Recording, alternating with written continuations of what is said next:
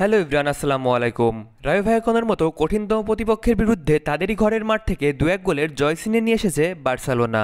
ম্যাচের শুরুতেই পিছিয়ে পড়ে বার্সা, তবে সেকেন্ড হাফে পেদ্রি এবং অভিষিক্ত দানি অলমোর গোলে জয় নিয়ে মাঠ ছাড়ে তারা। কেন রায়ো ভায়াকনকে এত কঠিন প্রতিপক্ষ বলা হচ্ছিল বার্সার জন্য?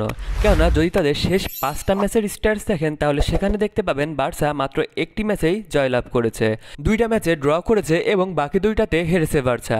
আর যেহেতু খেলাটা রায়ো ভায়াকনোর হোম গ্রাউন্ডে ছিল, এই কারণে মূলত ম্যাচটা বার্সার জন্য এত কঠিন ছিল।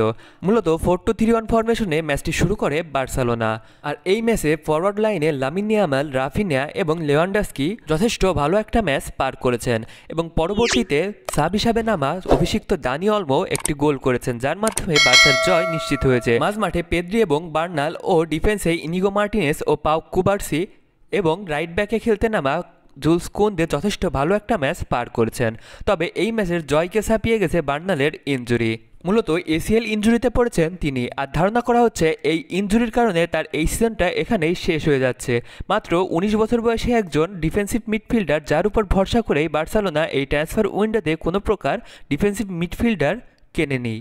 তবে এই একই পজিশনে খেলতে পারা ফ্র্যাঙ্কি ডিয়ং এবং ক্রিশ্চিয়ানসেন ইনজুরিতে আছেন এবং তারা কবে নাগাদ মাঠে ফিরতে পারেন তার কোনো সম্ভাবনা নেই। এবং গুন্দোগান আরও একজন যিনি কিনা এই পজিশনটাতে খেলতে পারতেন, তিনিও এবছর বার্সা ছেড়ে সিটিতে চলে গেছেন। তবে বলা যায় এই ডিএম পজিশনটা নিয়ে বার্সেলোনাকে এই সিজনে যথেষ্ট পরিমাণে ভুগতে হবে এবং দেখা যাক হ্যান্সি ফ্লিক কীভাবে এই সমস্যাটাকে ওভারকাম করে বার্সেলোনাকে আরও একবার তাদের রাইট ট্র্যাকে ফিরিয়ে আনতে পারেন। যদিও এই মৌসুমের শুরু থেকেই বার্সা বেশ যথেষ্ট ভালো ফুটবল খেলেছে।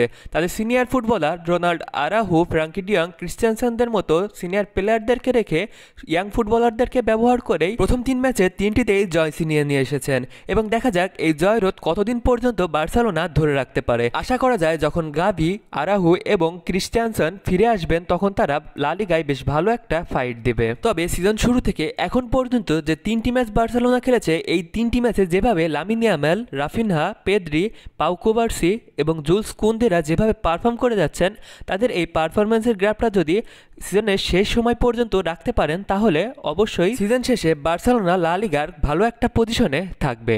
তো আজকের মতো এ পর্যন্তই, দেখা হবে পরবর্তী কোনো নতুন ভিডিওতে। অবশ্যই সাবস্ক্রাইব করে পাশে থাকবেন।